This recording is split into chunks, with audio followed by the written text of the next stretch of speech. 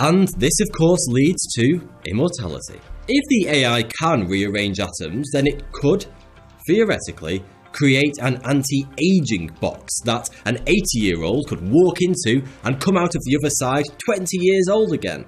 The AI could even create super intelligent nanobots that would permanently live inside all of us and would constantly repair damaged cells, so we would no longer age. After all, the body is like a car. If we can repair it from the inside, it will keep going forever.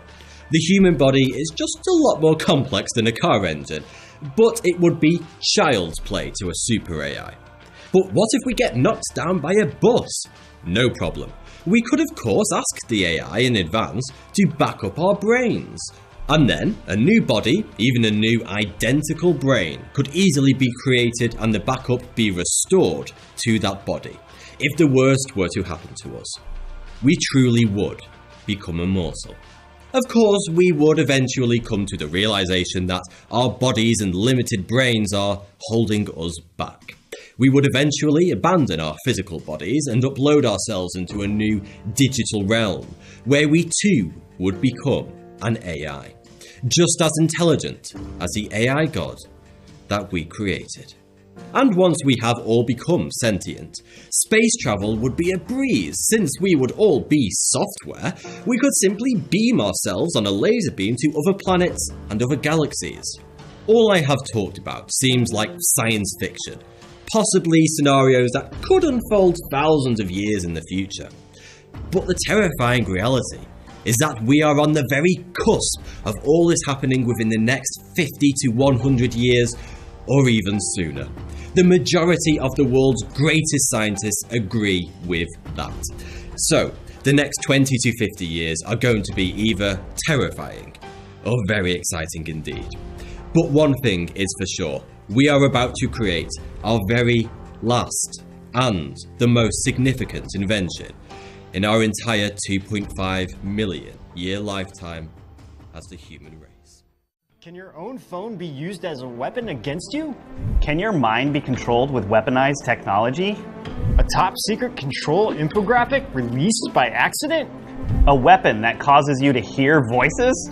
Okay, so recently Muckrock, a non-profit news organization that specializes in filing Freedom of Information Act documents, received mysterious papers about mind control, either by accident or on purpose.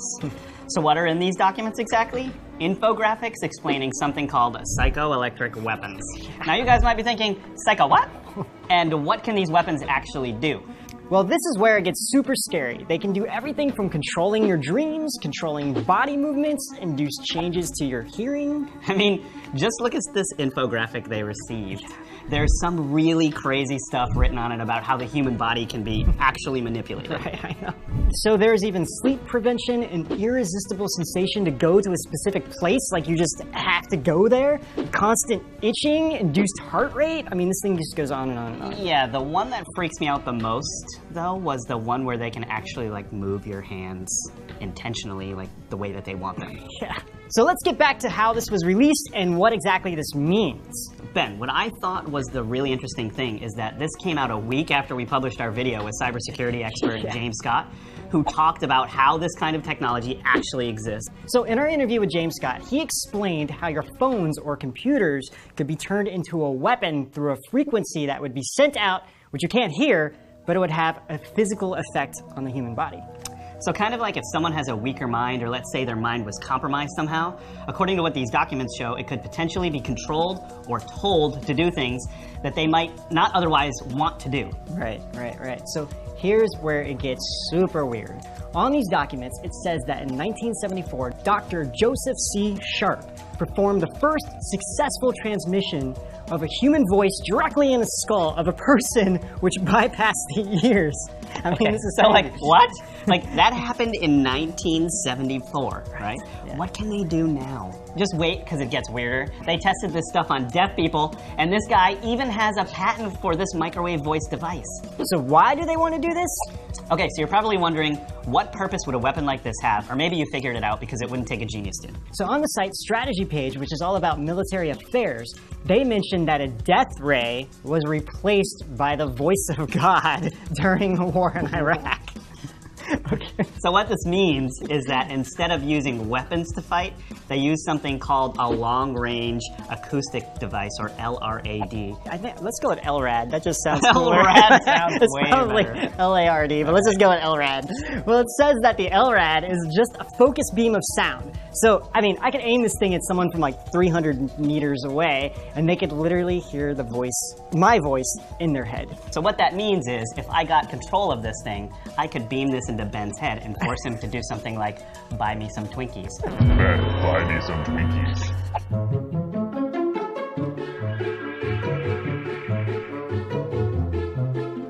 Okay, so it gets even better. They said that the Navy was using this thing to actually tell ships to move out of the way, and then on the receiving end, these people would become terrified because they would hear this voice. So what Ben is saying is, they had the voice of God, and they were using it to tell ships to get out of the way. Leave it to the Americans to find such an innovative use of the voice of God. So the people were terrified when they heard it, right? Yeah, I mean, people are just like, what the heck is going, I mean, could you imagine, like, being in a ship and all of a sudden you just hear this, move out of the way? Like, what the heck? Move out the way. Yeah, so I hopefully they stopped using it after people were, like, really freaking out. Yeah, okay, but real situation. So imagine this. You're fighting a war, and all of a sudden, you hear this voice in your head that says it's God telling you to drop your weapons and surrender. I mean, that's... I'd have a bit of a crisis there myself if I heard that. I mean, seriously. I mean, you can just imagine how much of an effect a weapon like that could have. I mean, weaponizing sound in someone's head, that is ridiculous. Yeah, exactly. Okay, so like, Ben and I like to throw the most crazy things at you guys, so because ISIS is super religious, it seems like this weapon actually had an effect. Now, why would they do this to the general population? The reason they'll do this to the general population is simply for control, really. I mean, these leaked documents show that they can use helicopters, cell phone towers, even commercial vehicles to send out these signals using these psychoelectronic weapons to cause all kinds of symptoms. Right. So y'all know there was a real-life CIA mind control experiment going on called MK Ultra, right? It's still going on, but it is like way more sophisticated than when it first started. Right. I mean, they don't technically use this name MK Ultra. No, technically that is like not, but everyone uses it out of blanket. Exactly. Yeah, and then, because it's the most well-known. But we decided we're not going to go into this too much because, I mean, man, if we it's like a whole episode. Yeah, it'd be like an hour long. So MK Ultra was using drugs and psychotropics to control a person and push the boundaries to see what they would do. Right, yeah. So the person who really made this what it was Michael Aquino, a military officer and who was a key player in the Church of Satan. I mean, yeah, and he's still alive and not being arrested. That's the weird thing. So he used drugs and satanic rituals to control people, and he's working with the CIA. What hasn't the CIA dipped into? Yeah.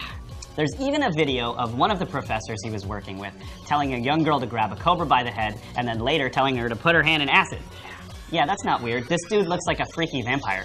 Yeah, I mean, seriously, he literally tries to look like a vampire. It's so weird. Now, what would be the purpose of all this? Well, for their personal agendas, for population control, to dumb us down, I mean, etc. It just goes on and on. But let's get into some real-life examples of this. So we can get in some serious conspiracies here, everything from the recent shootings, JFK's assassination bombings, etc. But here are some that we found that seem that could really be cases of mind control. Right. So let's start with Aaron Alexis, the Navy Yard shooter who killed 12 people in DC in 2013. According to an FBI official quoted in CNN, that Alexis was under the belief that he was being controlled or influenced by extremely low frequency electromagnetic waves. So a message later obtained by federal authorities from Alexis' personal computer said, quote, ultra low frequency attack is what I've been subjected to for the last 3 months, and to be perfectly honest, that is what has driven me to do this. Okay, so wait, let me just say that before we go further, we're not making an excuse for these people. We're just telling you what we found and what these people said. Okay, Ben, go ahead. Exactly. So there's more. Myron May shot and injured 3 people on the campus of Florida State University in 2014 and was killed by responding officers. So before the event, he had become increasingly anxious that he was under government surveillance and heard voices in his head. Does any of this sound familiar? Yeah, so there's even more. Jason Brian Dalton, an Uber driver, was accused of deadly shooting spree in which 6 people were killed and 2 others were injured in Michigan in 2016.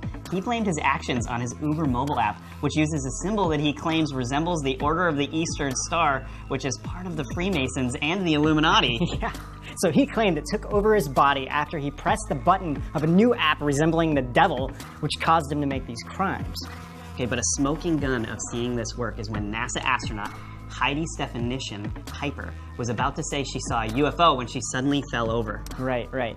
So other astronauts came over to help her, and they help her get back up. She gets back to the podium, and then as soon as she starts talking about this UFO encounter, bam, she falls over again, and eventually she's just carried off the stage.